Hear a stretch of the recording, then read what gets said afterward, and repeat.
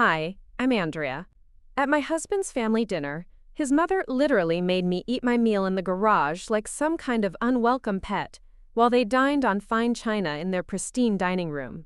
They said my table manners weren't sophisticated enough for their guests, but what they didn't know was that just 3 hours later, I'd be standing in the boardroom of Bella Vista Restaurant Group as the CEO, watching their faces turn white when they realized they'd been treating the owner of their favorite restaurant chain like garbage. Have you ever been humiliated by people who claim to love you, only to discover your worth was far greater than they could ever imagine? Before we jump back in, tell us where you're tuning in from, and if this story touches you, make sure you're subscribed, because tomorrow I've saved something extra special for you. I never thought I'd be the type of woman to hide who I really was from my own husband's family, but there I was, 3 years into my marriage with David, still pretending to be someone smaller than I actually was. The irony wasn't lost on me that I ran a multi-million-dollar restaurant empire, yet I couldn't seem to find my voice at a simple family dinner. My story starts long before that humiliating evening in the garage, back when I was just a kid growing up in Pueblo, Colorado.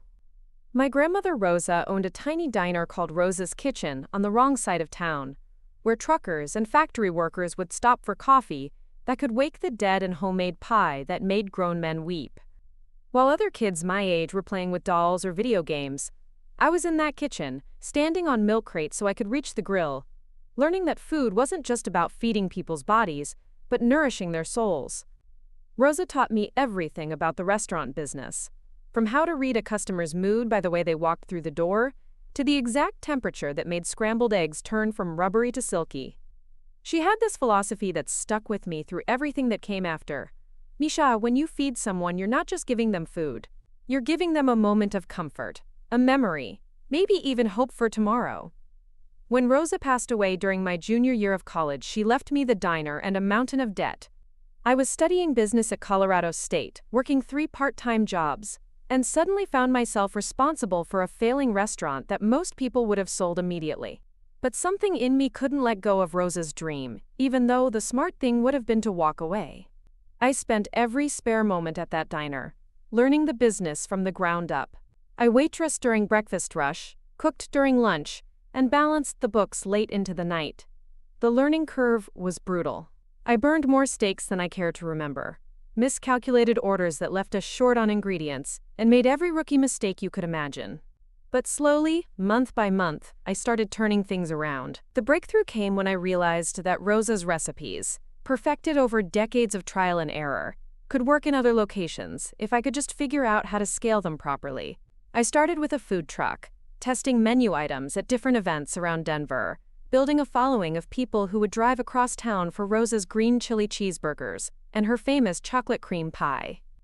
By the time I graduated college, I had enough data and customer feedback to convince a small investor to help me open the first official Bella Vista location in downtown Denver. The name came from a dream Rosa once shared with me about opening a restaurant with a beautiful view, even though her original diner sat between a tire shop and a pawn store with no view to speak of. That first Bella Vista was tiny, just 12 tables and a counter that seated 8, but it had something special.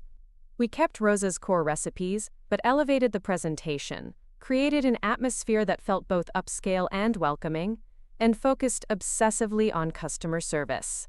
Within 6 months, we had a waiting list every weekend. The success was intoxicating, but also terrifying.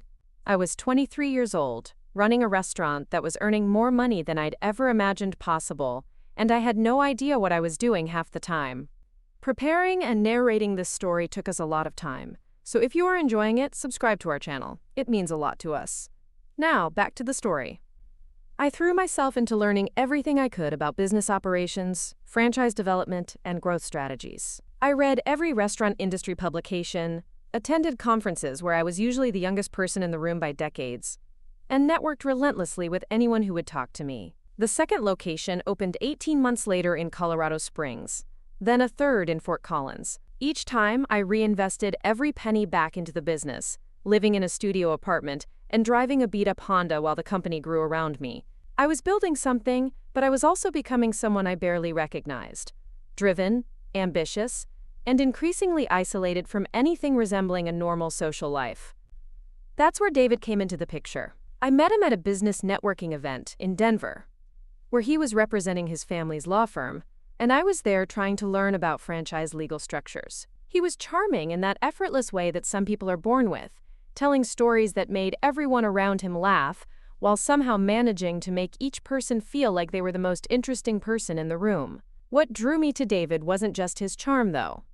It was the way he listened when I talked about the restaurant business, asking thoughtful questions and seeming genuinely interested in what I was building.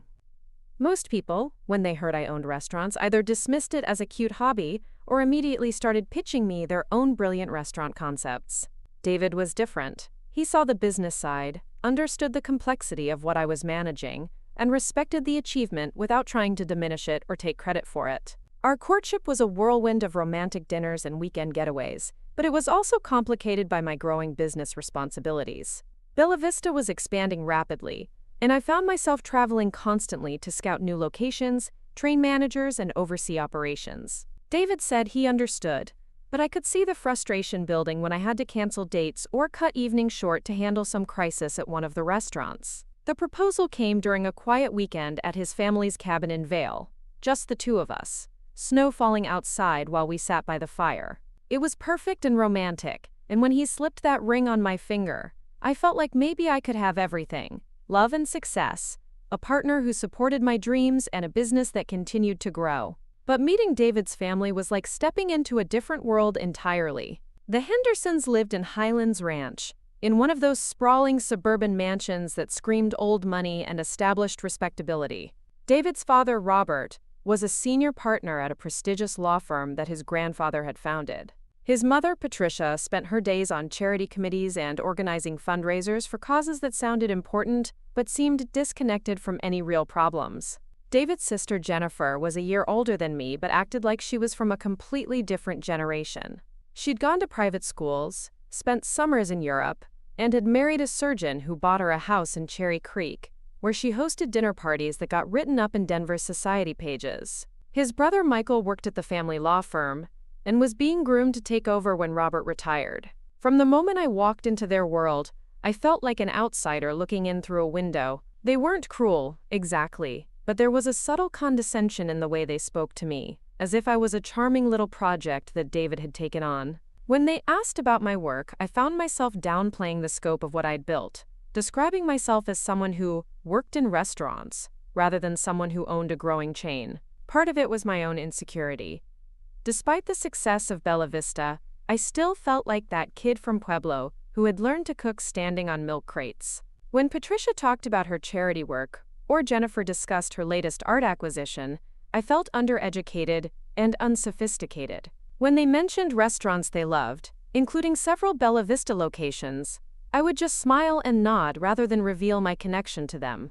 David encouraged me to be more open about my success, but he didn't really understand the dynamic I was navigating. He'd grown up in this world where achievement was expected and celebrated.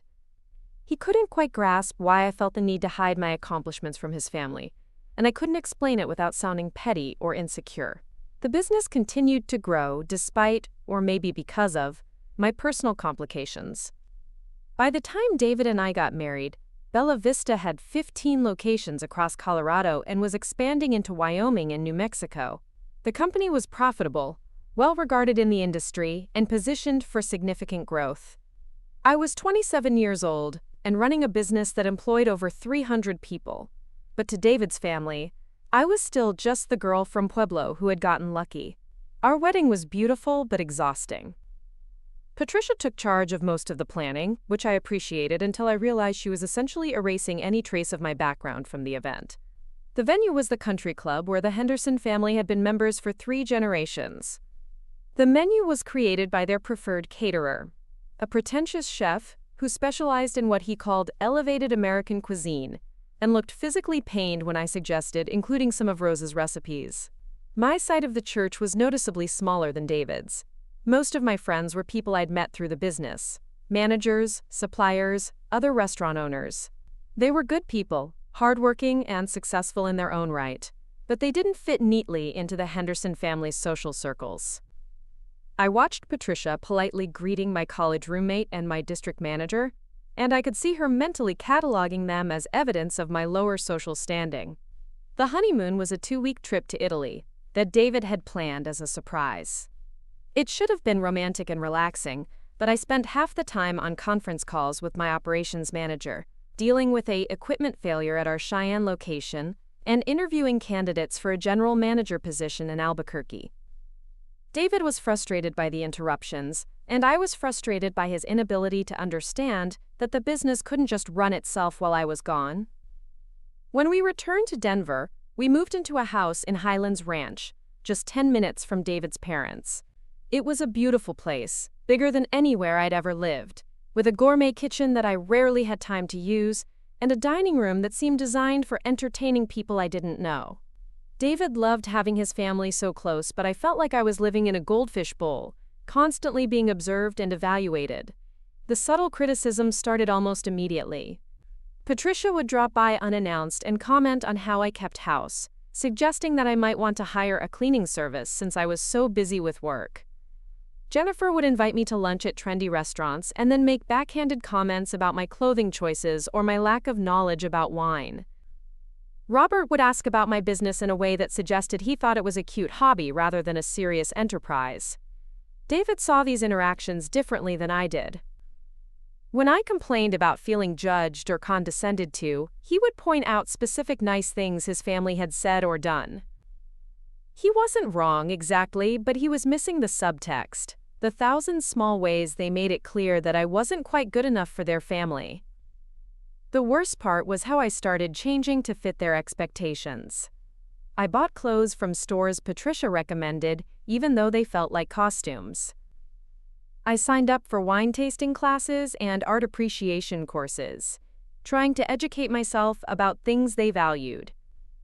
I hired an interior decorator to make our house look more like theirs, filled with antiques and artwork that cost more than most people made in a year. Meanwhile, Bella Vista kept growing. We opened our 20th location, then our 25th. Industry publications started featuring me in articles about successful young entrepreneurs. I was invited to speak at conferences and serve on restaurant association boards. The business was becoming a regional success story, but I found myself compartmentalizing that success, keeping it separate from my life with David's family. The cognitive dissonance was exhausting. During the day, I'd be in boardrooms making decisions that affected hundreds of employees and millions of dollars in revenue. In the evening, I'd sit at Patricia's dinner table, listening to her explain the proper way to set a formal place setting, feeling like a student who couldn't quite master the lesson. David noticed my increasing stress, but attributed it to the demands of running a growing business. He suggested I hire more help, delegate more responsibilities, maybe take a step back from day-to-day operations. He meant well, but the suggestion felt like another form of diminishment. The business wasn't just what I did, it was who I was. It was Rosa's legacy and my life's work, and the idea of stepping back felt like betraying everything I'd built. The tension came to a head one evening when we were having dinner at David's parents' house. Patricia was telling a story about a charity fundraiser she was organizing at a restaurant downtown, one of our newest Bella Vista locations.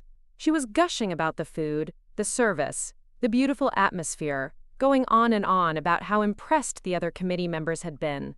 I sat there, listening to her praise the work of my team, the recipes that came from Rosa's kitchen, the atmosphere I had personally overseen in every detail, and I felt invisible.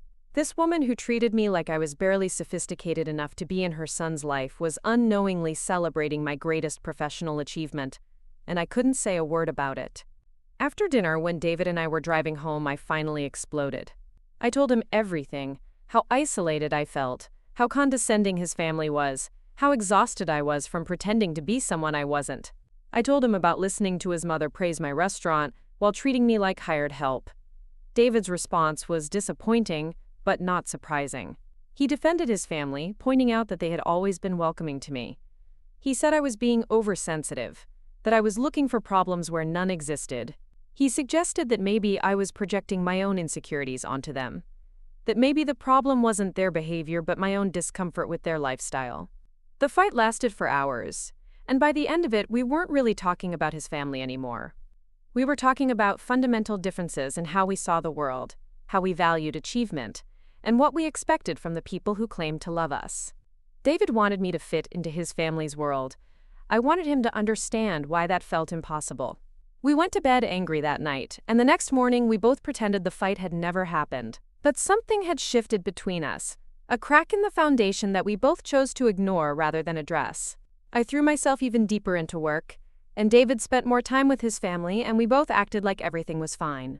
That's how things stood when Patricia called to invite us to her annual autumn dinner party, the event that would change everything. She made it sound casual, just family and a few close friends, but I knew better. Patricia's dinner parties were elaborate affairs, carefully choreographed to showcase her hosting skills and social connections. The guest list always included people whose names appeared regularly in the society pages, whose opinions mattered in Denver's social hierarchy. As I hung up the phone after accepting the invitation, I had no idea that this dinner party would be the moment when my two worlds would finally collide, when the careful compartmentalization I'd maintained for years would come crashing down in the most spectacular and humiliating way possible. I couldn't have imagined that in just a few days, I'd be sitting alone in a garage, eating off a paper plate while my husband's family entertained their guests inside, completely unaware that they were about to learn exactly who they'd been dismissing all these years. The stage was set for a revelation that would change everything, not just for me and David's family, but for my understanding of my own worth and my willingness to accept treatment that fell so far short of what I deserved. But first I had to endure the most humiliating evening of my life, an experience that would test every ounce of dignity and self-respect I thought I possessed. The invitation arrived on cream-colored cardstock with Patricia's monogram embossed in gold, as if the dinner party was some kind of state affair rather than a family gathering. An evening of autumn. Elegance, it read, with a dress code that specified cocktail attire and a note at the bottom mentioning that several distinguished guests would be joining us. I should have known then that this wasn't going to be the casual family dinner Patricia had described over the phone. David was excited about the party in a way that made my stomach churn. He talked about it for days leading up to the event, mentioning the guest list like he was name-dropping at a networking function. There would be Judge Morrison and his wife, the Tanaka family who owned half the real estate in Cherry Creek, Dr. and Mrs. Whitfield, who were major donors to the Denver Art Museum, and several other couples whose names I recognized from the society pages but had never actually met. I spent an embarrassing amount of time choosing what to wear, trying on outfit after outfit while David waited patiently in our bedroom, occasionally offering opinions that weren't particularly helpful. I finally settled on a black dress that Jennifer had helped me pick out during one of our shopping trips, paired with shoes that cost more than I used to spend on groceries in a month. Looking at myself in the mirror, I felt like I was wearing a costume, but at least it was a costume that would meet Patricia's standards. The Henderson house was transformed for the occasion. Patricia had hired professional florists to create elaborate centerpieces, and the dining room looked like something out of a magazine spread. Crystal glasses caught the light from the chandelier, and the table was set with china that had been in the family for 3 generations.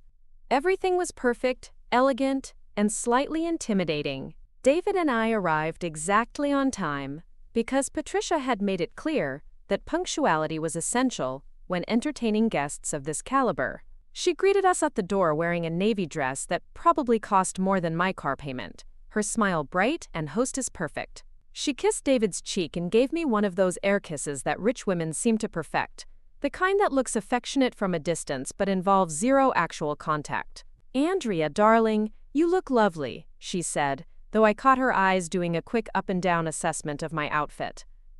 "David, your father is in the study with Judge Morrison. They're discussing that zoning case you mentioned."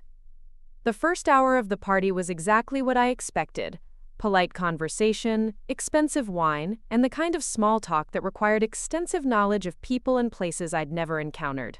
I found myself nodding along to conversations about ski trips to Aspen, charity galas I'd never attended, and mutual acquaintances whose names meant nothing to me. David moved through these social circles like a fish in water, effortlessly transitioning from discussing legal precedents with Judge Morrison to debating restaurant recommendations with Mrs. Tanaka. That's when the conversation took an interesting turn. Mrs. Tanaka was telling the group about a business dinner her company had hosted the previous week, raving about the restaurant they'd chosen. "It was that wonderful place downtown, Bella Vista," she said, her eyes lighting up with enthusiasm. The service was impeccable, and the food was absolutely divine. We had their signature lamb dish, and I swear it was better than anything I've had in New York. My heart started beating faster. Here was Mrs. Tanaka, one of Denver's most successful businesswomen, praising my restaurant, my menu, my team's service. And I had to just stand there and smile like I was hearing about it for the first time. Judge Morrison jumped into the conversation. "Oh, we love Bella Vista. My wife and I go to the one in Cherry Creek at least twice a month. They have this chocolate dessert that's absolutely incredible. What's it called, dear?" "Rosa's Triple Chocolate Dream," his wife supplied.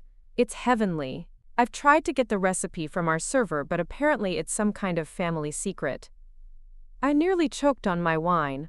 Rosa's Triple Chocolate Dream was my grandmother's recipe, the one she'd perfected over 30 years of running her little diner. I'd spent months working with our pastry chefs to scale it up for restaurant production, while maintaining the exact flavor profile that made it special. Every single Bella Vista location served that dessert, and it was one of our most popular items. Patricia, sensing an opportunity to steer the conversation into territory where she could shine, launched into her own Bella Vista story. "Oh, we discovered that place months ago," she said, as if she'd personally unearthed some hidden treasure. "I hosted a charity committee meeting there, and everyone was so impressed. The ambiance is perfect for business dinners, and they have this wonderful private dining room that's just ideal for intimate gatherings." She was describing the private dining room at our downtown location, the one I'd personally designed with warm lighting and acoustic panels to create the perfect atmosphere for exactly the kind of events Patricia was talking about.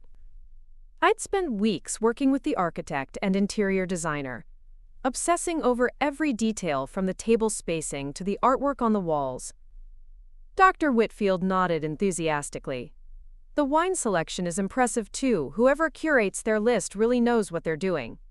It's not just expensive bottles for show. They've chosen wines that actually complement the menu." I bit my tongue to keep from mentioning that I'd spent 6 months working with our sommelier to develop that wine list, tasting hundreds of bottles and making sure every selection enhanced the dining experience rather than just padding the profit margins. The conversation continued for another 20 minutes, with every guest sharing their own Bella Vista experiences.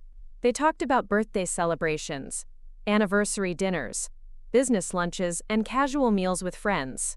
They praised everything from the bread service, to the attention to dietary restrictions, to the way the staff remembered regular customers' preferences. It was like listening to a focus group discussion of my life's work, except none of them knew they were talking to the person responsible for every detail they were celebrating. David kept glancing at me throughout the conversation, and I could see the question in his eyes.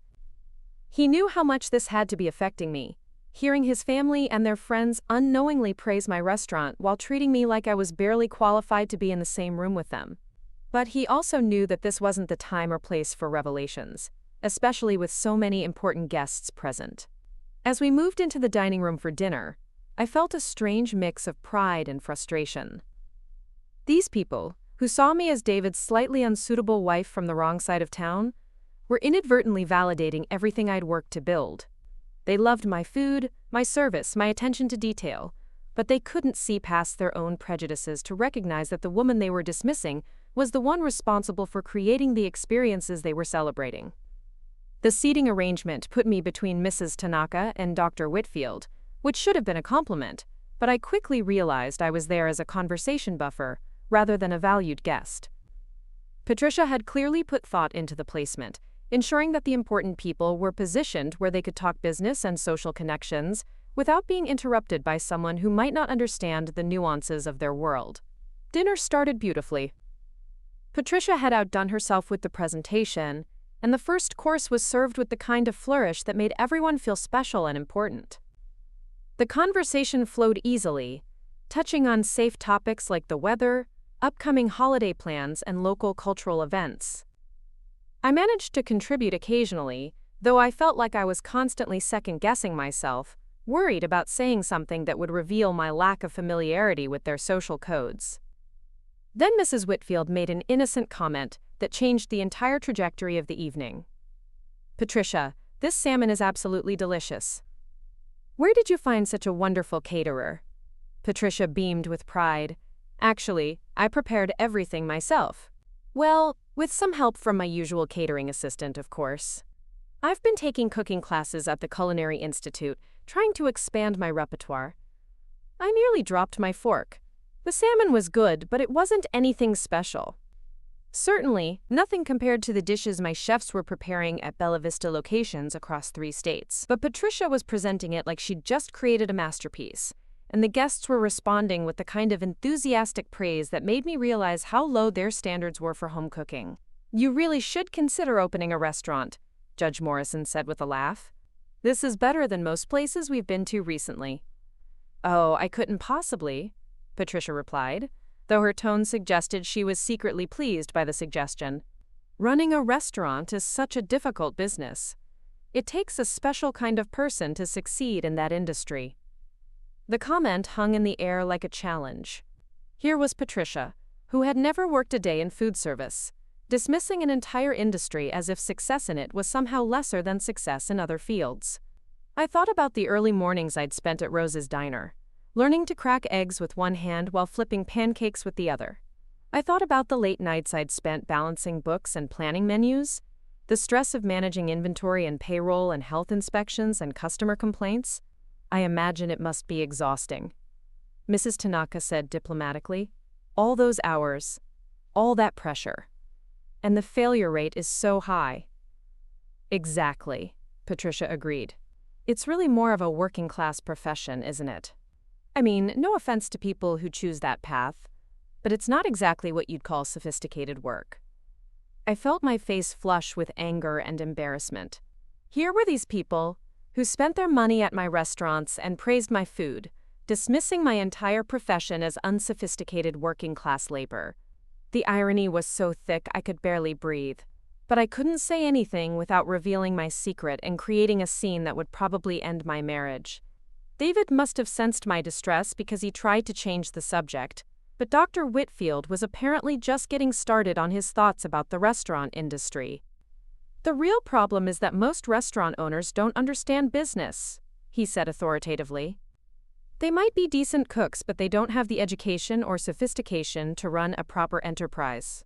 That's why so many of them fail. I wanted to stand up and walk out right then. This man was sitting in my husband's family's dining room, pontificating about my industry to people who had never risked $1 of their own money on a business venture, and I had to sit there and take it like his opinions mattered. Now there are exceptions, Judge Morrison added.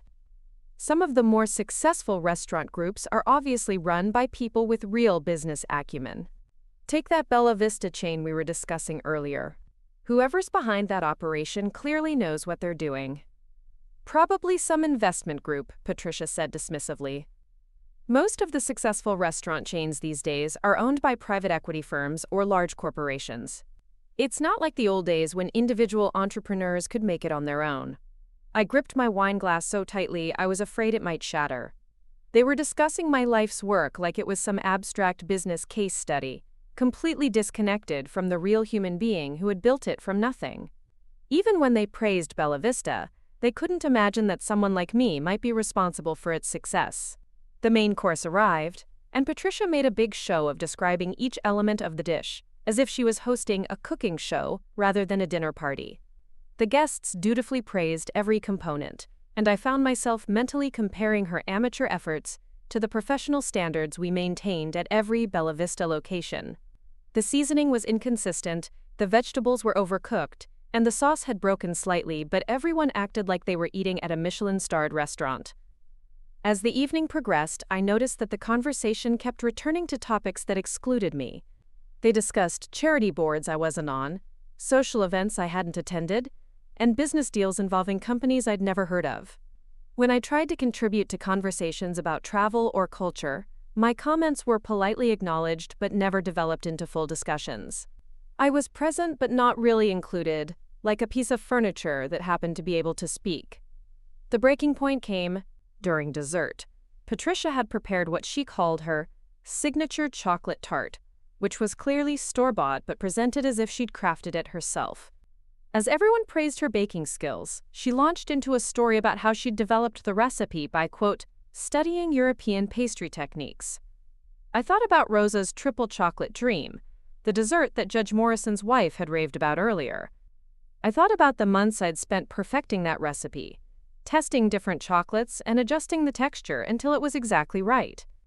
I thought about the thousands of customers who had enjoyed that dessert at Bella Vista locations, never knowing it was created by a woman from Pueblo whose family had dismissed her as unsophisticated.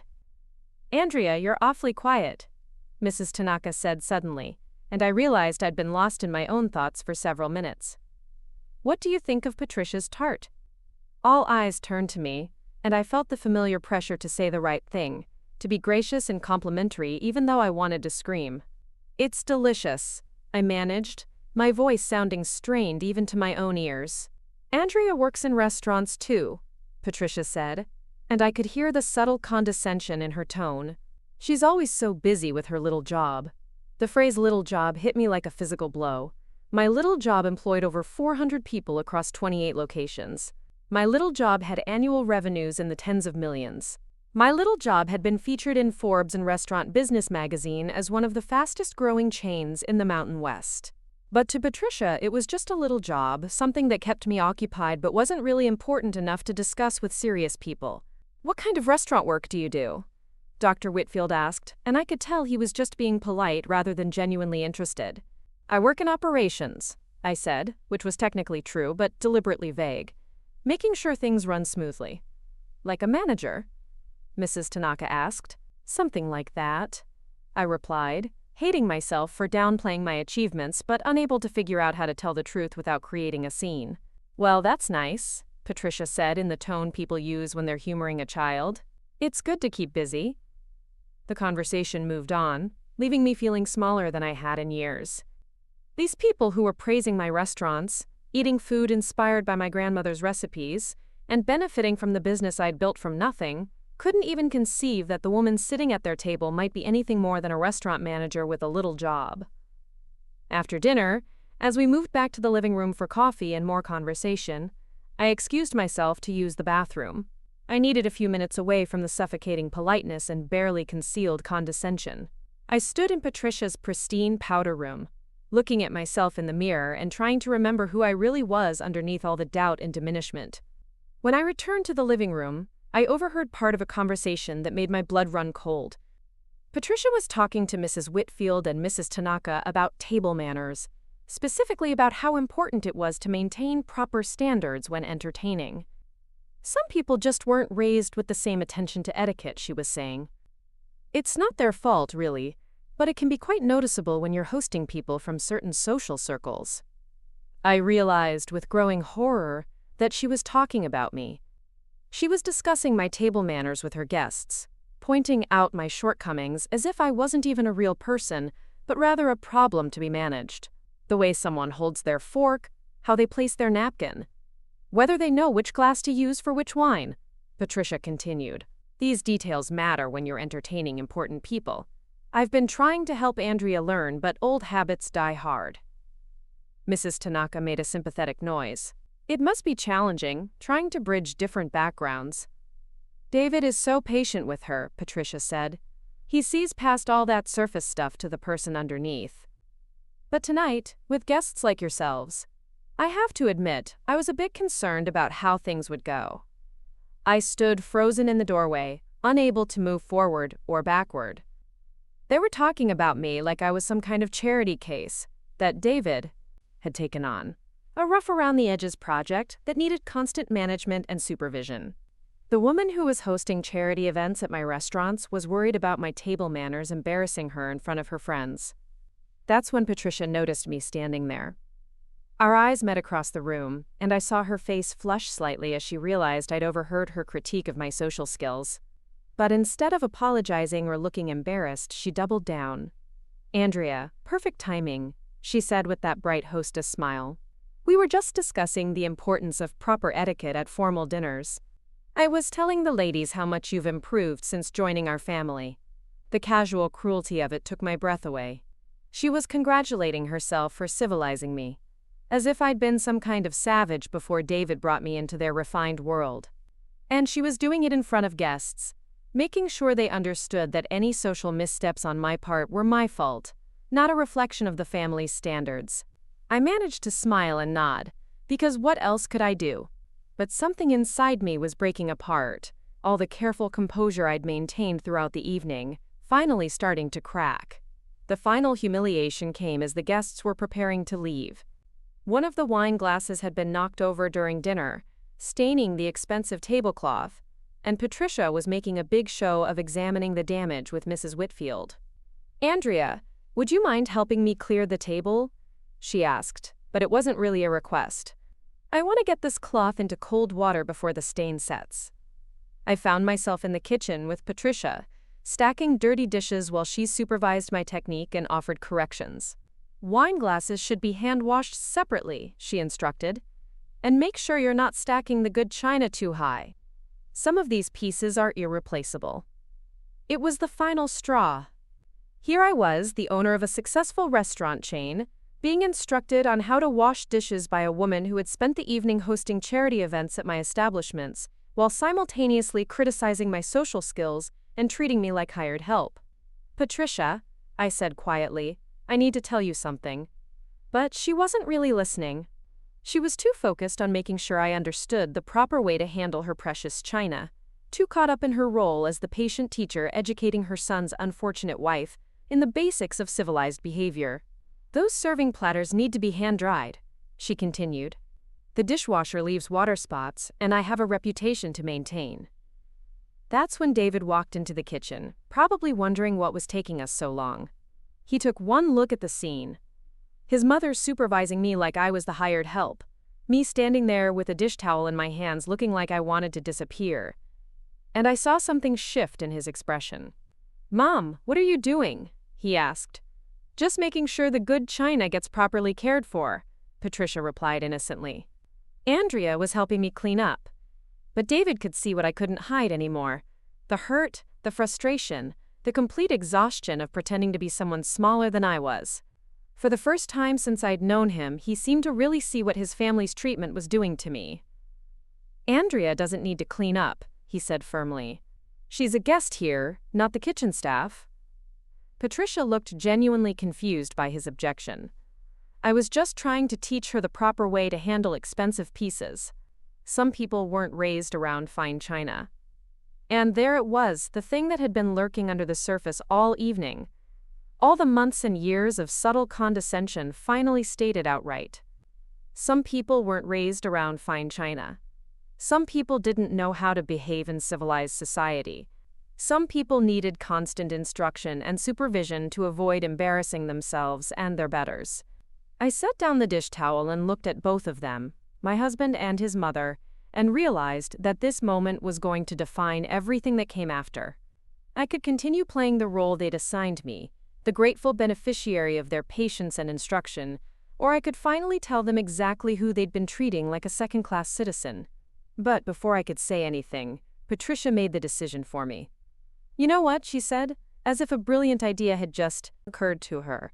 "Maybe it would be better if you finished your dinner in the garage. I have some TV trays out there, and it would be more comfortable for everyone. The other guests are still here, and I'd hate for there to be any more awkward moments." The words hung in the air like a challenge. She wanted me to eat in the garage. Not because there wasn't room at the table, not because of any practical consideration, but because she was worried about more awkward moments. Because she was embarrassed by my presence in front of her important friends. David stared at his mother in shock. "Mom, you can't be serious." "It's just more practical," Patricia said defensively. "Andrea will be more comfortable, and our guests won't have to worry about conversation topics that might be over her head." Over my head. As if I was too stupid to follow adult conversation. As if I was some kind of intellectual burden that needed to be managed and contained. I looked at David, waiting for him to say something definitive, to stand up for me in a way that would make it clear this treatment was unacceptable. But he seemed frozen, caught between his loyalty to his mother and his love for me, unable to choose a side decisively enough to make a difference. That's when I realized I was on my own, just like I'd always been. I walked into that garage carrying a paper plate with the remains of my dinner, feeling like I was walking into my own funeral. The space smelled of motor oil and garden fertilizer, with concrete floors that hadn't been swept in weeks and fluorescent lights that buzzed overhead like angry wasps. Patricia had set up a folding table with a plastic chair, the kind you'd use for a child's outdoor birthday party, and gestured to it like she was offering me a throne. "There's bottled water in the mini fridge," she said, pointing to an ancient refrigerator in the corner that probably hadn't been cleaned since the Clinton administration. "And there's a little television, if you want some entertainment while you finish eating." The television was a 13-inch model from sometime in the 1990s, perched on a stack of paint cans, and connected to an antenna that looked like it had been fashioned from coat hangers. This was what Patricia considered appropriate accommodation for her son's wife during a dinner party with Denver's social elite. David stood in the doorway looking like he wanted to disappear into the floor. I could see the conflict playing out across his face, the lifetime of conditioning that made him reluctant to challenge his mother's authority, warring with the growing realization that what was happening was completely unacceptable. "Mom, this is ridiculous," he said, but his voice lacked conviction. It was the tone of someone going through the motions of protest without really believing they could change anything. "It's just temporary," Patricia replied, as if banishing someone to eat in the garage was a minor logistical adjustment rather than a deliberate humiliation. "Until our guests leave. Then we can all sit together and have a nice family conversation." I looked at the folding chair, the paper plate, the concrete floor scattered with dead leaves that had blown in from the driveway, and something inside me finally snapped.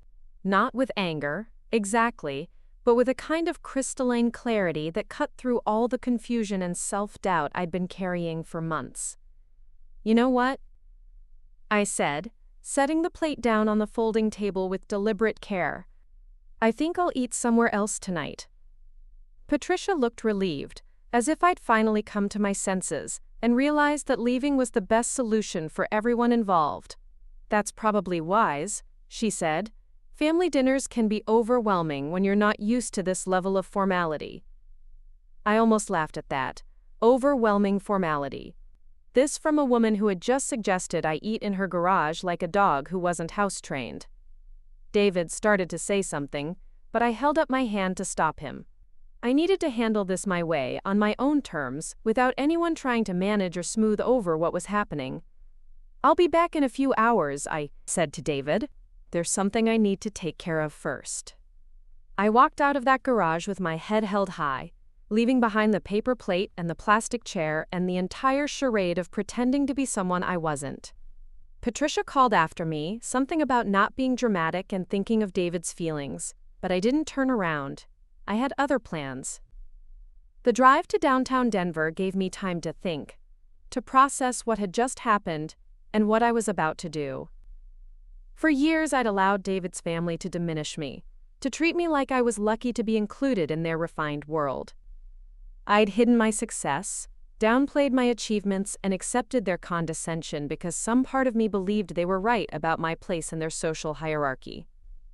But sitting in that garage, looking at the accommodations Patricia thought were appropriate for someone of my station, I finally understood that the problem wasn't my background or my education or my table manners. The problem was that these people were so invested in their own sense of superiority that they couldn't recognize value when it was sitting right in front of them.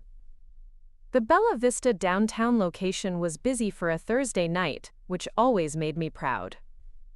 I'd designed this restaurant to be the flagship of the chain, with an open kitchen that let diners watch the organized chaos of professional cooking, and a wine bar that showcased our carefully curated selection. The hostess recognized me immediately, which wasn't surprising since I made a point of visiting each location regularly to maintain quality standards and connect with staff. "Ms. Rodriguez, we weren't expecting you tonight," she said, using the name I'd kept for business purposes even after marrying David. "Should I let Chef Martinez know you're here?" "Actually, I need to use the private dining room," I said, "and I'll need you to call my assistant. Tell her I need her to bring some files from the office, and ask her to contact our marketing director. We're going to have some unexpected guests tonight." The private dining room was the same one Patricia had raved about earlier, the space I'd personally designed for exactly this kind of situation. The lighting was warm and sophisticated. The acoustics were perfect for conversation, and the table could accommodate up to 12 people comfortably.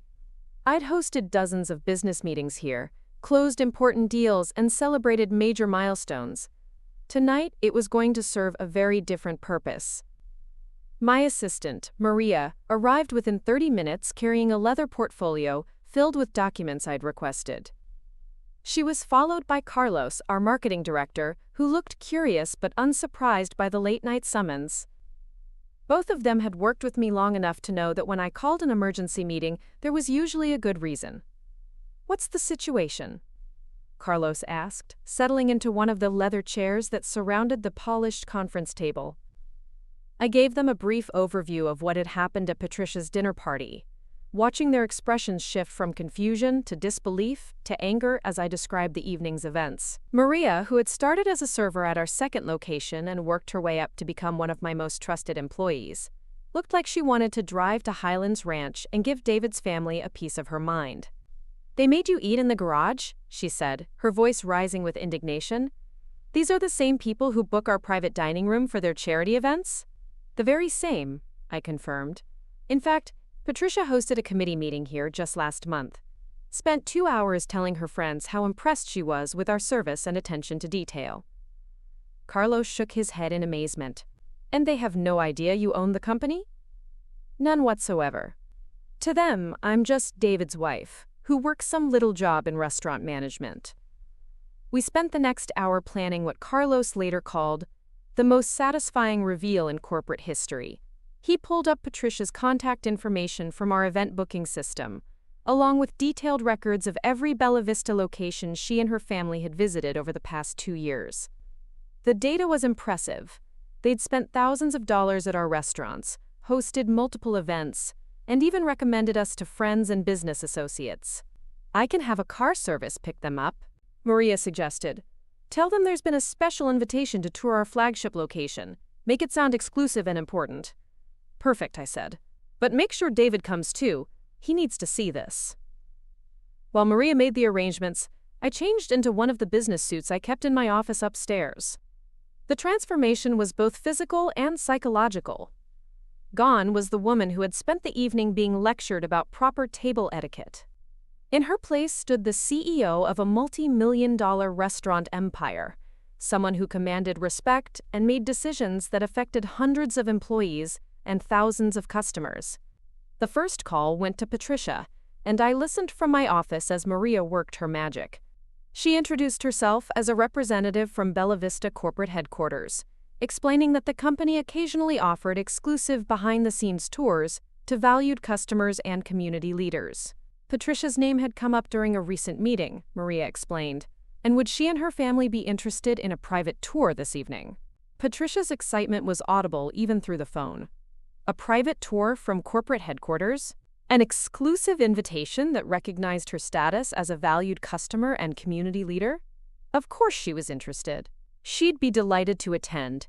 And could she bring her son and daughter-in-law? The daughter-in-law worked in restaurants, Patricia explained, and would probably find it educational. Educational. I almost smiled at that. The second call was to David's cell phone. Maria used a different approach with him, explaining that his wife Andrea had arranged a special tour as a surprise for the family, and could he please make sure everyone was available to attend. David sounded confused, but agreed to help coordinate the logistics. Within an hour, the Henderson family was being chauffeured downtown in a black car that Carlos had arranged through our usual corporate transportation service. I watched from my office window as they arrived, looking excited and slightly self-important as they were escorted into the restaurant by Maria, who had transformed into the perfect corporate host for the occasion. I gave them time to settle into the private dining room, to accept the complimentary wine service, and admire the elegant surroundings. Through the security monitors in my office, I could see Patricia holding court, probably explaining to David and Robert how she'd managed to secure this exclusive invitation through her connections in the community. Finally, I made my way downstairs, carrying the portfolio of documents that would transform this evening from a simple restaurant tour into something much more significant. I paused outside the private dining room door, taking a deep breath and centering myself for what was about to happen. When I walked into that room, the reaction was immediate and varied. David looked confused, then concerned, probably wondering why his wife was suddenly appearing at what was supposed to be a corporate tour. Patricia looked annoyed, as if my presence was an unwelcome intrusion on her exclusive experience. Robert and Jennifer just looked puzzled, trying to figure out why the woman they'd been dismissing all evening was now dressed like a business executive and carrying what appeared to be important documents. "Andrea?" David said. "What are you doing here? I thought you went home." "Actually," I said, setting my portfolio on the conference table and taking the seat at the head of the table, the position I occupied during every business meeting held in this room. "I am home. This is my restaurant." The silence that followed was so complete I could hear the kitchen staff working 2 floors below us. Patricia's wine glass stopped halfway to her lips. Robert's eyebrows disappeared into his hairline. Jennifer looked like she was trying to solve a complex mathematical equation in her head. "I'm sorry, what?" Patricia said finally. I opened my portfolio and pulled out the first document, a corporate overview that included my photograph and biography. "My name is Andrea Rodriguez Henderson, and I'm the founder and CEO of Bella Vista Restaurant Group. We currently operate 28 locations across Colorado, Wyoming, and New Mexico, with annual revenues of $47 million and plans to expand into Arizona and Utah next year." David stared at me like I'd just announced I was from another planet. "Andrea, what are you talking about?" I pulled out the next document, a detailed financial report that showed the company's growth trajectory over the past 5 years. "I started this company 7 years ago with a single location and a recipe collection inherited from my grandmother. The business has grown by an average of 32% annually, and we've been profitable every year since our 2nd year of operation." Patricia finally found her voice.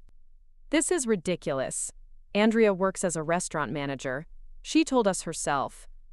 "I told you I work in operations," I corrected, "which is technically true. I operate this company. I make the hiring decisions, approve the menu changes, select the locations, and oversee the financial planning. When you hosted your charity committee meeting here last month, Patricia, I personally reviewed the event planning details to make sure everything met your standards."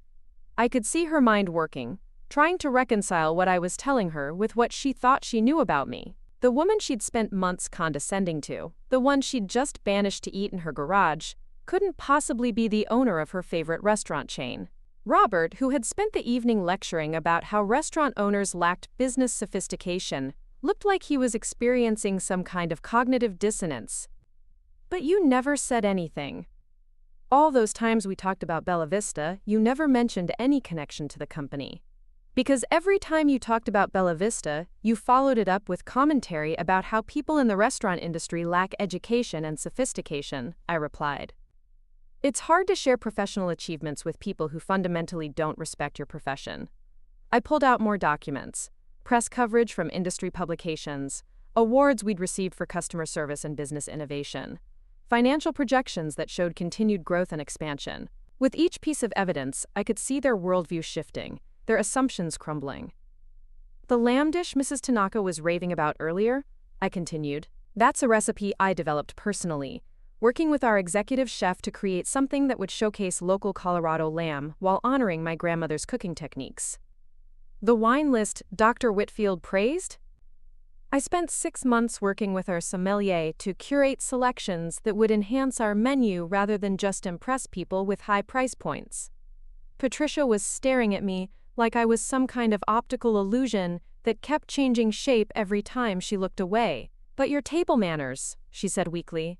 "Your background. You said you were from Pueblo." "I am from Pueblo," I said. "I grew up in my grandmother's diner, learning to cook and serve customers, and run a business from the ground up. That background isn't something I'm ashamed of. It's the foundation of everything I've built. The fact that you see it as a limitation says more about your prejudices than it does about my capabilities." David was looking through the documents I'd spread across the table, his expression shifting from confusion to amazement to something that might have been shame. "Andrea, why didn't you tell me? Why didn't you tell any of us?" "I tried to tell you," I said, pulling out my phone and scrolling through months of text messages. "Remember all those times I had to cancel dates or leave early for work emergencies?" Those weren't problems at some restaurant where I was a manager. Those were decisions that affected hundreds of employees and millions of dollars in business. I showed him a text exchange from 3 months earlier, when I'd tried to explain why I couldn't attend Jennifer's art gallery opening because I was dealing with a supply chain issue that affected 8 locations. He'd dismissed it as me being overly dramatic about work stress. Remember when you suggested I should step back from day-to-day operations and maybe take a more administrative role? I continued. You were essentially suggesting that I give up control of the company I built from nothing, so that I could be more available for family obligations. Jennifer, who had been silent throughout this revelation, finally spoke up. You're really the owner? Like the actual owner? Who makes all the decisions? The actual owner, I confirmed, who makes all the decisions, employs over 400 people, and has built a business that's being courted by 3 different private equity firms for potential acquisition. That got Robert's attention. As a lawyer who specialized in corporate transactions, he understood the implications of private equity interest. What kind of acquisition offers are we talking about? The most recent offer was $68 million for a controlling stake, I said casually. Though I'm not particularly interested in selling, I prefer maintaining control over the company culture and growth strategy. The number hung in the air like a challenge to everything they thought they knew about success and sophistication. Patricia, who had spent the evening worried about my ability to navigate polite society, was suddenly looking at someone who could probably buy and sell most of her social circle without breaking a sweat. 68 million? David repeated, as if saying the number out loud would help him process its magnitude. That's just the most recent offer, I said. The company's actual value is probably higher, considering our growth trajectory and expansion plans. But I'm not interested in being another acquisition target for investors who don't understand the restaurant business. Carlos appeared in the doorway, carrying a bottle of champagne and wearing the kind of smile that suggested he'd been enjoying this entire conversation through the security monitors. Ms. Rodriguez, I thought you might want to toast the successful conclusion of your meeting. Thank you, Carlos, I said. Everyone, this is Carlos Mendoza, our marketing director. Carlos, I'd like you to meet my husband's family. They're some of our most loyal customers. Carlos stepped forward with professional grace, shaking hands and making polite conversation, as if he hadn't just witnessed the most dramatic corporate reveal in restaurant history. But I could see the satisfaction in his eyes, the same satisfaction I was feeling as I watched these people, who had spent months diminishing me, try to recalibrate their understanding of who I really was. Patricia was the first to attempt damage control. Andrea, darling, I think there's been some misunderstanding about tonight. When I suggested you might be more comfortable in the garage, I was just trying to create a more relaxed atmosphere. By having me eat off a paper plate on a folding table while you served your guests on fine china in the dining room?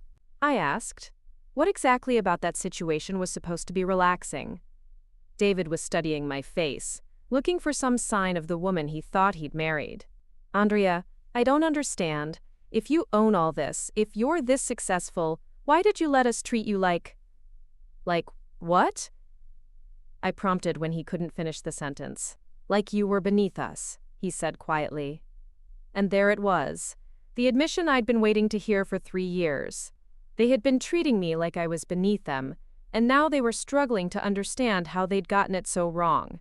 The silence stretched on for what felt like an eternity before Patricia cleared her throat and attempted what I can only describe as the most awkward pivot in social history.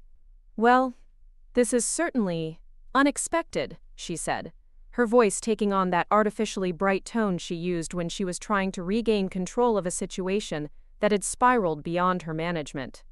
Andrea, dear, you should have told us about your little business venture. We would have been so supportive. Little business venture. Even now, faced with irrefutable evidence of what I'd built, she couldn't bring herself to acknowledge the full scope of my success. $68 million in acquisition offers was still somehow diminished to a, quote, little business venture in her mind. Would you have been supportive? I asked, genuinely curious about her answer. Because 3 hours ago you were worried that my table manners would embarrass you in front of Judge Morrison and Dr. Whitfield. You thought I needed to eat in the garage so your important guests wouldn't have to endure any more awkward moments. Robert, Perhaps sensing that his wife was digging herself into a deeper hole, attempted to take a more diplomatic approach.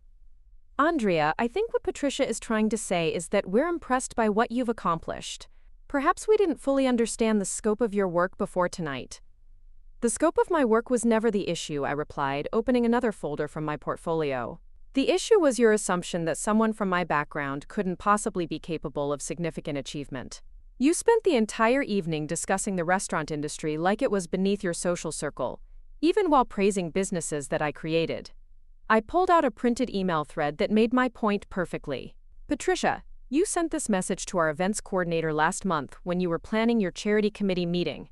You specifically requested our most sophisticated menu options because your guests were, quote, discerning diners who would appreciate culinary excellence. You were so concerned about impressing people with the quality of my food while simultaneously treating me like I was too unsophisticated to eat at the same table as those same people. Patricia's face flushed as she recognized her own words being read back to her. The cognitive dissonance was almost painful to watch. She'd spent months praising my restaurants while dismissing me personally, never connecting the two because her prejudices made it impossible for her to imagine that someone like me could be responsible for something she valued. David was going through the documents I'd provided, and I could see him processing not just the financial information, but the timeline of my success. This location opened 4 years ago, he said, looking at the lease agreement. That was before we even met. Actually, it was 6 months after we met, I corrected. I was scouting this location the week after that networking event, where we had our first conversation. You asked me what I was working on, and I told you I was looking at expansion opportunities for my restaurant business. You said it sounded exciting and asked if I needed any legal advice about commercial leases. The memory was clearly coming back to him, and I could see the realization dawning that he'd been dismissing my achievements from the very beginning of our relationship. But you always made it sound smaller than this. Because every time I tried to share details about the business, your family would make comments about the restaurant industry being working class or unsophisticated, I said. Remember the first time I had dinner with your parents? I mentioned that I was opening a second location, and your father said that most restaurant owners were failed entrepreneurs who couldn't succeed in, quote, real business. Robert looked uncomfortable at having his own words quoted back to him. That was a general comment about industry statistics, not a personal assessment of your situation. Except you made that comment without bothering to learn anything about my situation, I pointed out. You assumed that because I worked in restaurants, I must fit your preconceived notions about people in the industry. You never asked about my business model, my growth strategy, my financial performance, or anything else that might have given you actual information about what I was building. Jennifer, who had been unusually quiet throughout this conversation, finally found her voice. Andrea, I don't understand why you felt like you had to hide this from us. We're family. We would have celebrated your success. Would you have? I asked, turning to face her directly. Because last Christmas, when I mentioned that I was working on New Year's Eve to handle the rush at our locations, you made a joke about me being a workaholic who needed to learn to delegate. You said successful people hire others to handle the day-to-day operations so they can focus on more important things. The comment had stung at the time because it revealed how little she understood about what I did. A restaurant owner, especially one trying to maintain quality standards across multiple locations, couldn't just delegate everything and disappear. Customer service, food quality, and employee morale required constant attention and personal involvement. I was just suggesting that you might be happier with more work-life balance, Jennifer said defensively. You were suggesting that I was working beneath my potential, I corrected.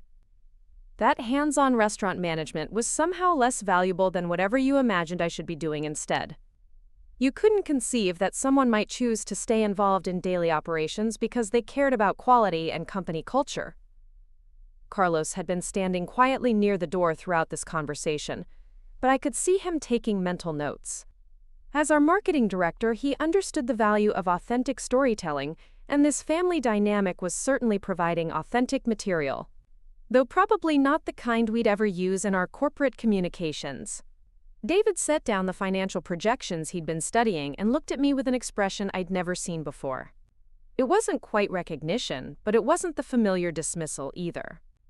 It was something closer to confusion, as if he was trying to reconcile two completely different versions of the same person. "Andrea, I need to understand something," he said carefully. "All those times I suggested you might want to scale back your work commitments, or when I encouraged you to hire more managers so you could have more free time, were you trying to tell me that wasn't possible?" "I was trying to tell you that I didn't want to scale back," I said. "That the business wasn't just a job for me, but a passion project that I'd built from nothing. That stepping back from daily operations would mean losing control over the things that made Bella Vista special. But every time I tried to explain that, you or your family would make comments about how I was taking restaurant work too seriously." I pulled out my phone and scrolled through our text message history, finding a conversation from 6 months earlier. "Remember when your mother invited us to that gallery opening on a Thursday night, and I said I couldn't go because Thursday was my busiest night for manager meetings across all locations? You texted me back saying I was being overly dramatic about a restaurant job and that any decent manager could handle things without my constant supervision." David read his own words on my phone screen, and I could see him realizing how dismissive he'd been. "I thought you were just stressed about work. I didn't understand the scope of what you were managing." "Because you never asked," I said simply. "You made assumptions based on your family's prejudices about the restaurant industry, and those assumptions became your reality. It never occurred to any of you that the woman serving you at family dinners might be the same person creating the dining experiences you raved about at Bella Vista." Patricia had been growing more agitated as this conversation progressed, and she finally reached her breaking point. "Andrea, I think you're being unfair," she said, her voice taking on the sharp edge it got when she felt cornered. "We've always been welcoming to you. Yes, we may have made some assumptions, but that's natural when someone joins a family from a different background. We've tried to help you adjust to our social circle." "Help me adjust?" I repeated, incredulous. "Patricia, tonight you made me eat in your garage because you were embarrassed by my table manners. You've spent 3 years treating me like a charity project that needed constant instruction and supervision. You've dismissed my career, criticized my social skills, and made it clear at every opportunity that you consider me a disappointing addition to your refined family." "That's not true," she protested. "I've included you in family events, introduced you to my friends, even helped you shop for appropriate clothing. I've been trying to help you fit in." "You've been trying to change me into someone you could be proud of," I corrected. "Someone who would reflect well on David and your family's social standing. You never once considered that I might already be someone worth being proud of, exactly as I was." The truth of that statement seemed to hit David harder than anyone else in the room. He'd married me, presumably because he loved who I was, but then spent 3 years trying to help his family transform me into someone else. Someone more suitable for their social circle. Someone who wouldn't require constant management and instruction. "Andrea," he said quietly, "I think I've made some serious mistakes." "We all have," I said, though I could feel the anger building in my chest despite my attempts to stay professional. But tonight was different. Tonight crossed a line that I can't pretend didn't happen. I stood up and walked to the window that overlooked the restaurant's main dining room. Below us, the evening service was winding down, servers clearing tables and preparing for the next day. These were my people. My employees, my responsibility. They depended on me for their livelihoods, and I'd built something that gave them stable employment and opportunities for advancement. "Do you know what really bothers me about tonight?" I said, still looking out at the restaurant floor. "It's not just that you treated me badly. It's that you treated me badly while benefiting from my work. You've spent thousands of dollars at my restaurants, hosted important events in my private dining rooms, recommended my business to your friends and colleagues, all while treating me like I was beneath your notice." I turned back to face them, and I could see that my words were hitting their target. "You praised my food while criticizing my background. You celebrated my service standards while questioning my social skills. You valued what I created while dismissing who I was. The hypocrisy is breathtaking." Robert, perhaps trying to salvage some dignity from this disaster, attempted a different approach. "Andrea, I think we can all agree that there have been misunderstandings on both sides. Why don't we focus on moving forward?" Now that we understand your professional situation, we can certainly adjust our expectations and treat you with the respect your achievements deserve." The offer was both insulting and revealing. He was essentially saying that my value as a person was tied to my financial success, that I deserved respect only now that they understood I was wealthy and powerful. The woman who had been eating in the garage 3 hours earlier was the same person sitting in this boardroom, but only one version was worthy of their consideration. "Respect isn't something you adjust based on someone's net worth," I said. "Either you respect people as human beings, or you don't. Either you treat your family members with dignity, or you don't. You can't turn respect on and off like a switch, depending on whether someone meets your social and financial criteria."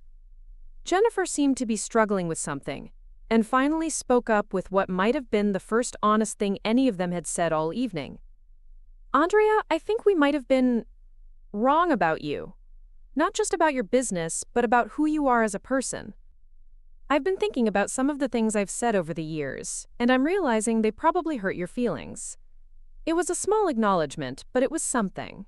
At least she was willing to admit that her behavior had been hurtful, even if she couldn't quite bring herself to apologize directly. "They did hurt my feelings," I confirmed.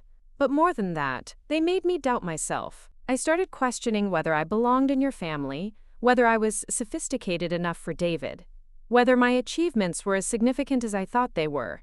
I started hiding parts of myself to avoid your criticism." David looked stricken by this admission. "Andrea, I had no idea you felt that way." "Because you weren't paying attention," I said, not unkindly, but not softly either. "You were so focused on helping me fit into your family's expectations that you stopped seeing who I actually was. You fell in love with someone who was confident and ambitious and successful, then spent 3 years trying to help your family change me into someone smaller and more manageable." The conversation was interrupted by a knock on the door. Maria appeared with a concerned expression and a folded piece of paper. "Ms. Rodriguez, I'm sorry to interrupt, but this just arrived by courier. The sender said it was urgent." I took the paper and unfolded it, scanning the contents quickly. It was a formal notification from a law firm I didn't recognize, informing me that they had been retained to represent certain parties in a potential legal challenge to my ownership of Bella Vista Restaurant Group. The letter was vague on details but clear in its implications. Someone was preparing to challenge my right to own and operate my own company. "Is everything all right?" Carlos asked, reading my expression. I handed him the letter without comment, watching his face change as he processed what he was reading. The timing was too coincidental to be accidental. Someone who knew about tonight's revelations was already moving to use the information against me. "What is it?" David asked. I looked around the room at these people who had spent the evening learning that their assumptions about me were completely wrong, and I realized that my problems were just beginning. Revealing the truth about my success had been satisfying, but it had also made me vulnerable in ways I hadn't anticipated. "It appears that someone has decided to challenge my ownership of this company," I said, setting the letter on the table where everyone could see it. "The timing suggests that news of tonight's conversation has already reached interested parties." Patricia's face went white. "Andrea, you don't think we would?" "I don't know what to think," I said honestly. 3 hours ago, you were making me eat in your garage. Now you're faced with the reality that I own a business worth tens of millions of dollars. I'm not sure I trust any of your motivations right now." The accusation hung in the air like a toxic cloud. I could see David processing the implications, realizing that his family's treatment of me had potentially created a situation where I couldn't trust them with sensitive information about my business. "You think we would try to take your company away from you?" Robert asked, his voice heavy with something that might have been genuine shock. "I think you've spent 3 years demonstrating that you don't believe I deserve what I have," I said. "Tonight you learned that what I have is worth significantly more than you imagined. I'm not sure what conclusions I'm supposed to draw from that combination of factors." The room fell silent again as everyone contemplated the new reality we were facing. The evening had started with family drama and personal humiliation. Now it was evolving into something much more serious, with legal and financial implications that could affect everything I'd spent 7 years building. David was the first to break the silence. "Andrea, whatever happens with this legal situation, I want you to know that I had nothing to do with it, and I'll do whatever I can to help you fight it." "Will you?" I asked. Even if it means going against your family's interests? Even if it means choosing me over them in a way you've never been willing to do before? The question hung between us like a challenge, and I could see him struggling with the implications. For 3 years, he tried to balance his loyalty to his family with his love for me, usually by asking me to compromise or adjust, rather than asking them to change their behavior. Now that balance was about to be tested in ways none of us had anticipated. "Yes," he said finally, though his voice lacked the conviction I needed to hear. "Of course I'll choose you. You're my wife." But even as he said it, I could see the uncertainty in his eyes, the lifetime of conditioning that made it difficult for him to imagine opposing his family's wishes. The evening had revealed more than just my hidden success. It had exposed the fundamental weakness in our marriage, the fact that David had never been willing to defend me when it mattered.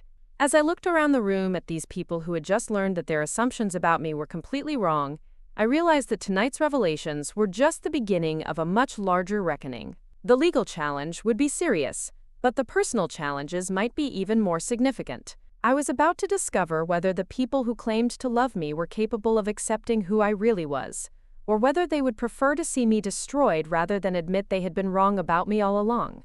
The legal challenge turned out to be a desperate fishing expedition orchestrated by a disgruntled former supplier who had been trying to find leverage against my company for months. When Carlos and I met with our attorneys the next morning, they quickly determined that the lawsuit had no merit and would likely be dismissed within weeks. But the experience had clarified something important for me. I was done hiding who I was to make other people comfortable. David came to my office that afternoon, looking like he hadn't slept since our confrontation at the restaurant. He'd clearly been doing some serious thinking about everything that had been revealed the night before, and I could see the weight of realization in his posture. "I owe you an apology," he said without preamble, settling into the chair across from my desk. "Not just for last night, but for 3 years of letting my family treat you like you were less than you are." I studied his face, looking for signs of the defensiveness that had characterized so many of our previous conversations about his family. But this time seemed different. There was a gravity to his demeanor that suggested he finally understood the magnitude of what had been happening. "Go on," I said simply. "I've been thinking about all the times you tried to tell me about your work, about the business, about what you were building," he continued. "And I realize now that I wasn't really listening.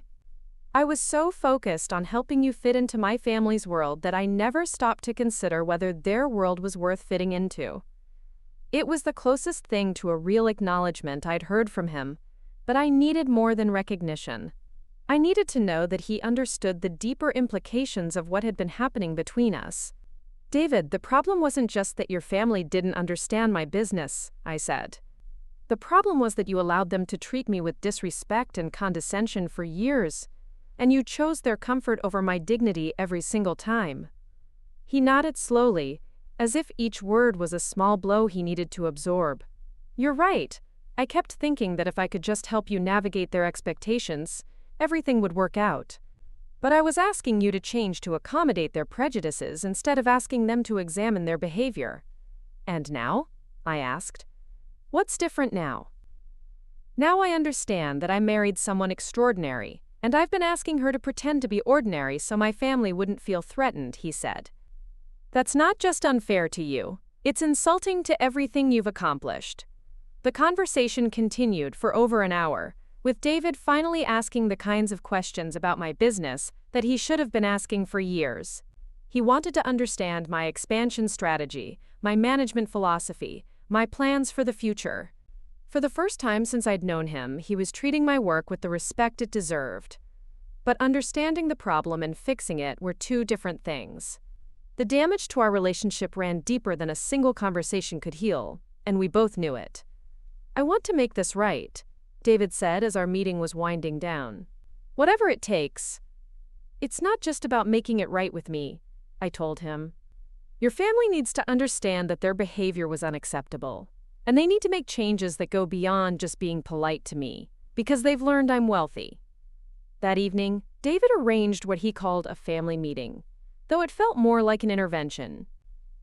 We gathered at Robert and Patricia's house, in the same dining room where the previous night's humiliation had begun. The contrast was stark. Instead of expensive place settings and crystal glasses, the table held legal documents and financial reports that told the story of what I'd really accomplished. Patricia had clearly been crying, though she was trying to maintain her composure. Robert looked somber and older than I'd ever seen him. Jennifer sat quietly, occasionally glancing at me with what might have been newfound respect or simply embarrassment about her past behavior. David took charge of the conversation in a way I'd never seen before. "We're here because we need to address what happened last night and how this family has been treating Andrea for the past 3 years," he said firmly. "And I want to be clear from the start. This isn't a discussion about whether there's a problem. There is a problem, and we're here to figure out how to fix it." The directness of his approach seemed to surprise his family as much as it surprised me. For years, I'd watched him navigate family conflicts by smoothing over differences and avoiding direct confrontation. Tonight, he was taking a stand. "Andrea, before we go any further, I want to apologize to you directly," Patricia said, her voice shaking slightly. "What I did last night was inexcusable. Making you eat in the garage was cruel and humiliating, and I don't have any justification for it." It was an apology, but it was also incomplete. She was focusing on the most dramatic incident, while avoiding the pattern of behavior that had led to that moment. "Patricia, I appreciate the apology for last night," I said carefully, "but last night wasn't an isolated incident. It was the culmination of 3 years of subtle condescension and not-so-subtle attempts to change me into someone you could approve of." Robert cleared his throat. "Andrea, I think we've all said and done things that we regret. Perhaps we can focus on moving forward rather than relitigating past grievances." The suggestion was typical of his approach to conflict: minimize the damage and move on, without really addressing the underlying issues. But I wasn't interested in superficial reconciliation anymore. "Moving forward requires understanding how we got here," I said. "And that means acknowledging that the problem wasn't my background or my social skills or my table manners. The problem was your assumption that someone from my background couldn't possibly be your equal." Jennifer spoke up for the first time. "Andrea, I've been thinking about some of the things I've said to you over the years, and I'm realizing how condescending I must have sounded. I made a lot of assumptions about your life and your work that were completely wrong." "What kinds of assumptions?" I asked, genuinely curious about her perspective. "I assumed that working in restaurants meant you were stuck in a dead-end job," she admitted. "I thought you were just marking time until you found something better, something more professional. I never imagined that you had chosen that industry because you were passionate about it and good at it." The honesty was refreshing, even if it revealed the depth of her misunderstanding about my career. At least she was willing to examine her own prejudices, rather than simply apologizing for their consequences. "The thing is," I said, "those assumptions weren't just wrong, they were damaging. They made me doubt myself and my choices. They made me feel like I had to hide my success to avoid being seen as threatening or inappropriate." Patricia looked confused by this. "But why would you think success was threatening? We would have been proud of your achievements." "Would you have?" I asked. "Because when I tried to share details about my work, you always found ways to diminish it. When I mentioned opening new locations, you suggested I was taking on too much responsibility. When I talked about industry recognition, you changed the subject to something you considered more appropriate for family conversation. The examples were flowing now, 3 years of accumulated slights and dismissals that I'd been storing up without even realizing it. Each instance had seemed minor at the time, but together they formed a pattern of systematic diminishment that had nearly convinced me I was the problem."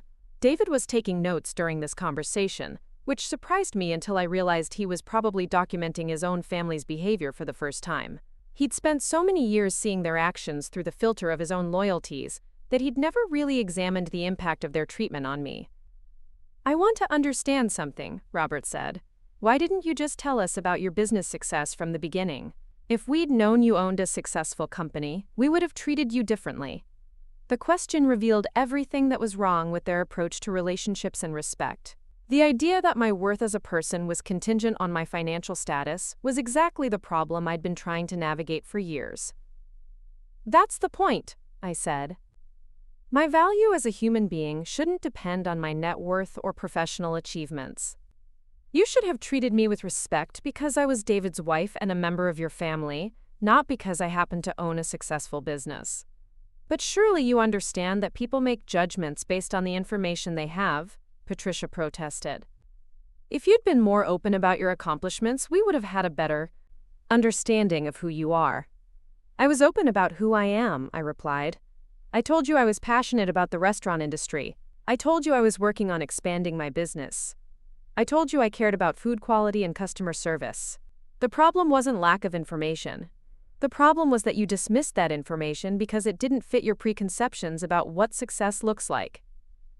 The conversation continued for another 2 hours, with varying levels of insight and defensiveness from different family members. Jennifer seemed genuinely committed to understanding her mistakes and making changes. Robert remained focused on practical solutions that would avoid future misunderstandings. Patricia alternated between genuine remorse and defensive justifications.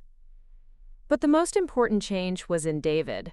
For the first time since I'd known him, he was holding his family accountable for their behavior, instead of asking me to accommodate their limitations. When Patricia suggested that the whole situation had been a series of innocent misunderstandings, David pushed back immediately. "Mom, there's nothing innocent about making your daughter-in-law eat in the garage," he said firmly. "There's nothing innocent about spending 3 years treating her like she needs constant instruction in basic social skills."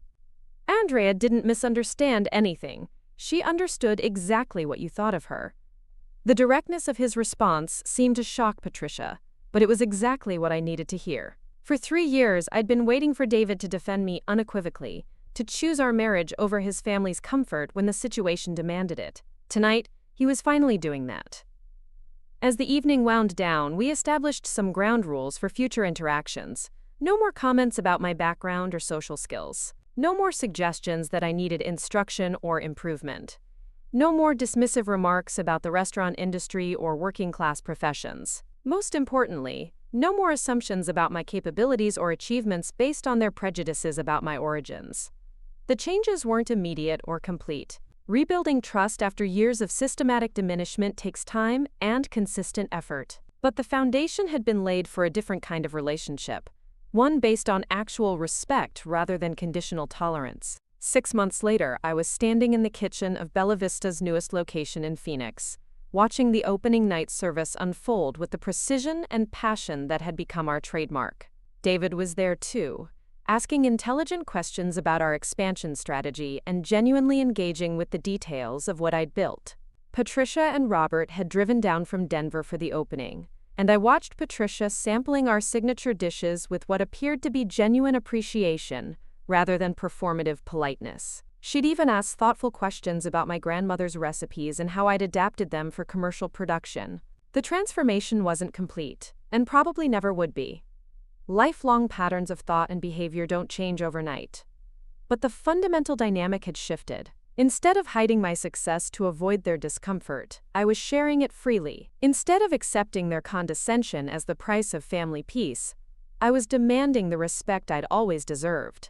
Most importantly, David had learned to see his family's behavior through my eyes, rather than through the lens of his own privilege. He understood now that love without respect is hollow, that acceptance without understanding is meaningless, and that family loyalty shouldn't require anyone to diminish themselves to maintain harmony. That night, as we celebrated the successful opening with my Phoenix team, I thought about the woman who had sat in that garage 6 months earlier, eating off a paper plate while her husband's family entertained their important guests inside. She had felt small and ashamed, questioning her own worth and wondering if she would ever be good enough for the family she'd married into. But she had been good enough all along. More than good enough, she had been extraordinary, building something meaningful and valuable from nothing but determination and vision. The problem had never been her inadequacy. It had been their inability to recognize excellence when it didn't conform to their narrow expectations. The legal challenge had been dismissed, as our attorneys had predicted. The business continued to grow and thrive, but the real victory had been personal. Learning to stand in my own truth regardless of who could or couldn't see it, and finding the courage to demand that the people who claim to love me actually treat me with the respect that love requires. As I looked around at the successful restaurant opening, surrounded by employees who valued my leadership and family members who were finally learning to see me clearly, I realized that sometimes the most important revelations aren't about hidden worth being discovered by others. Sometimes they're about discovering your own worth and refusing to accept anything less than what you deserve. Up next, you've got 2 more standout stories right on your screen. If this one hit the mark, you won't want to pass these up. Just click and check them out.